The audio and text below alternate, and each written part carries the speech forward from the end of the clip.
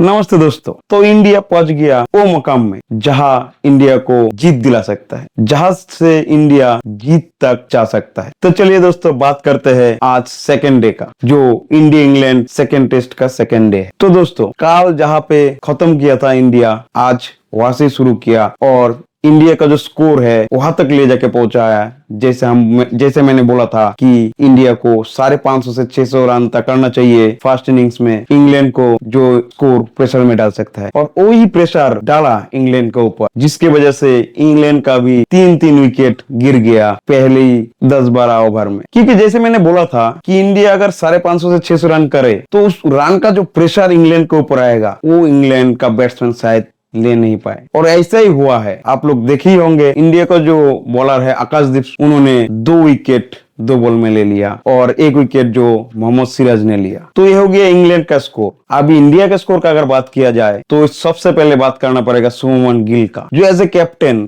दिन दिन अपने बैटिंग स्किल को इम्प्रूव कर रहा है और इंडिया को दिखा रहा है कि इंडिया का जो बैटन है वो कोई गलती प्लेयर के हाथ में नहीं है, वो सही प्लेयर के हाथ में है। क्योंकि शुभमन गिल जो 269 रन का इनिंग्स खेला है, वो एक वो इनिंग्स है जो इंडिया की तरफ से जितना भी बैट्समैन अभी तक इंग्लैंड में खेला था वो सबसे बड़ा स्कोर है। क्योंकि इससे पहले सुनील गावस्कर ही था जो 221 रन के इनिंग्स खेला था। इसके सिवा सिर्फ राहुल द्रविड़ था जो इंग्लैंड में 200 प्लस स्कोर कर पाया था। मतलब शुभमन गिल तीसरा प्लेयर बन गया जो इंग्लैंड में डबल सेंचुरी किया है। तो देखा जाए शुभमन गिल जैसे इंप्रूव कर रहा है, क्योंकि शुभमन गिल जब इंग्लैंड में खेलने गया था तब सब कोई बोल रहा था कि शुभमन गिल का एवरेज अच्छा नहीं है, सेना कंट्री में शुभमन गिल अच्छा नहीं खेलता है। लेकिन शुभमन गिल वो दिखाया, अपना टेम्परामेंट दिखाया कि ना वो भी कर सकता है, और करके भी दिखाया है। उसका साथ बात करना पड़ेगा जाडेजा का भी, क्योंकि रविंद्र जाडेजा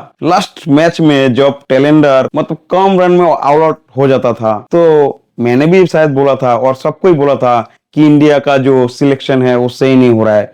लेकिन इस मैच में टेलेंडर ने भी साबित किया है कि उनमें भी पोटेंशियल है कि इंडिया को एक बड़ा स्कोर तक पहुंचा सके, जैसे रविंद्र जाडेजा वाशिंगटन सुंदर ने करके दिखाया और शुभमन गिल का साथ निभाया। देखिए रविंद्र जाडेजा जो 89 रन है वो कोई सेंचुरी से कम नहीं है, क्योंकि रविंद्र जाडेजा का 89 रन शुभमन गिल के साथ 203 रन का पार्टनरशिप किया। वही पार्टनरशिप है जहां से इंडिया का जो रन है वो एवरेज तक पहुंच गया। इसके बाद वाशिंगटन सुंदर के साथ 144 रन का पार्टनरशिप करा।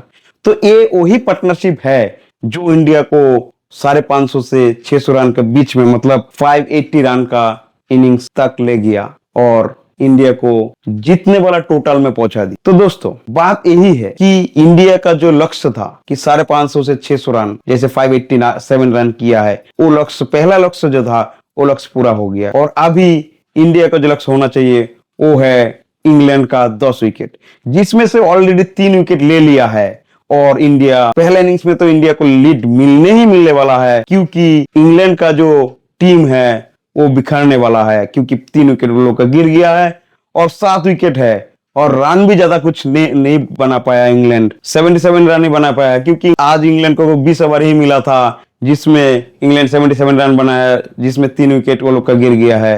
वो क्रुशल वो 3 विकेट है जिसमें जैक क्रूली है, बेन डकेट और ओली पॉप, ये 3 विकेट इंग्लैंड का गिर गया है। और ओवरऑल दिखा जाए तो इंडिया ये मैच में इंग्लैंड से थोड़ा बहुत आगे निकल गया। तो दोस्तों आपको क्या लगता है कि इंडिया का जो ये टोटल है वहां से कितना रन इंडिया लीड ले सकता है और कितना रन में इंग्लैंड को ऑल आउट कर सकता है? तो कमेंट करके जरूर बताइएगा, और वीडियो अगर अच्छा लगे तो लाइक कर दीजिए और चैनल को सब्सक्राइब कर दीजिए। तो आज के लिए इतना ही, मिलते हैं अगले वीडियो में।